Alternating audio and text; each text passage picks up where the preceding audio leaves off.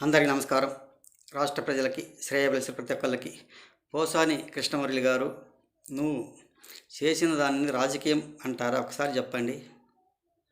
మీరు చేసిన దానిని రాజకీయం అనరు. ప్రజల కష్టాలు, అవసరాలు తీర్చుకుంటూ ఓర్పుగా తీర్చడమే దానిని రాజకీయం అంటారు. ఇతరులను బూతులు తిట్టడం రాజకీయం కాదు. సమాజాన్ని నిర్మించే, ప్రజలను బతికించే మాటలు మాట్లాడాలి. సమాజం మెచ్చుకోనేటట్టుగా అటువంటి మాటలు మాట్లాడాలి. మీరు ఉదయం లేచిన దగ్గర నుంచి సాయంత్రం వరకు కూడా రాజకీయ నాయకులను బండబూతులు తిడుతూ ఉన్నవాళ్ళు దాన్ని రాజకీయం అంటారా? ఒక కక్షపూరిత రాజకీయాలు. మంచి చేసే వాళ్ళను, మంచిగా అడిగే వాళ్ళను తిడుతున్నారు. అవి చేయకూడదన్నట్టుగా మీకు చేయటానికి చేత కాలేదు, ఒక బూతులు తిట్టడానికి మాత్రం ముందుకొచ్చారు. అదేవిధంగా మీ వైఎస్ఆర్సీపీ పార్టీకి అధికారంలోకి వచ్చింటే మామూలుగా ఉండేది కూడా కాదు. మీరు అలా చేయబట్టే ఒక మూర్ఖత్వం, ఒక సైకోగా ఈరోజు అలా అయిపోయింది. ఒక్కసారి తెలుసుకోండి. మన రాష్ట్రం పరిస్థితి గురించి, రాష్ట్ర అభివృద్ధి గురించి చేయటానికి చేతగాక చేసేవాళ్ళను తిట్టుకుంటూ, చేయనీయకుండా మీరు అడ్డు తగులుకుంటూ ఉంటే సమాజం, జనాలు కూడా తరిమి కొట్టారు. మీ వైఎస్ఆర్సీపీ పార్టీ ప్రతిపక్షాలు కూడా లేకుండా.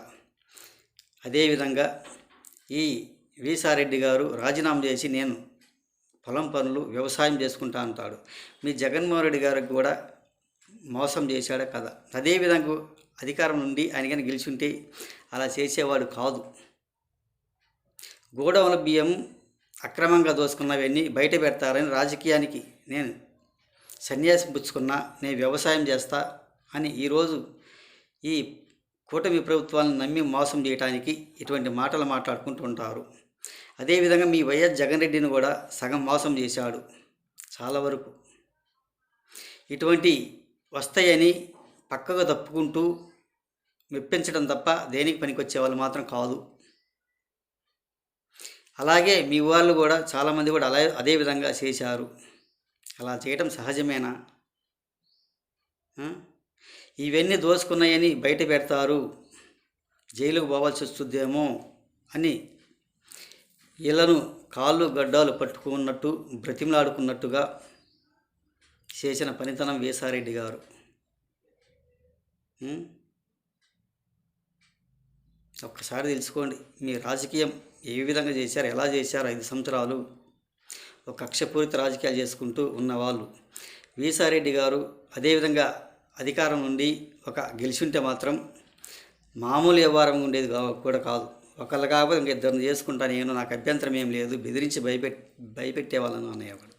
ఇప్పటికి ఎన్ని పొలాలు సంపాదించుకున్నారో ఏమో అది అక్కడ వాళ్ళకు తెలుసు. ఎన్ని ఎకరాలు వేస్తాడో, ఎన్ని ఎకరాలు దోసుకున్నాడో పేదవారి దగ్గర, ఒక పేద ప్రజల దగ్గర అని తెలియజేస్తూ చాలా వరకు కూడా మీ జగన్మోహన్ రెడ్డి దగ్గర కూడా చాలా వరకు మోసం చేశాడు. అదే గెలిచింటే మాత్రం అలా పోయేవాడు కాదు. గెలవకపోబట్టి ఇటువంటి పనికి మాలిన మాటలు మాట్లాడుకుంటూ, ఒక సింపతి మాటలతో వాళ్ళకి మెప్పు పొందాలని ఇలా మాటలు మాట్లాడుకుంటూ తప్పుకుంటున్నాడు అని తెలియజేస్తూ రాష్ట్ర ప్రజలకి, శ్రేయోభిలాషి ప్రతి ఒక్కళ్ళకి హృదయపూర్వక ధన్యవాదాలు.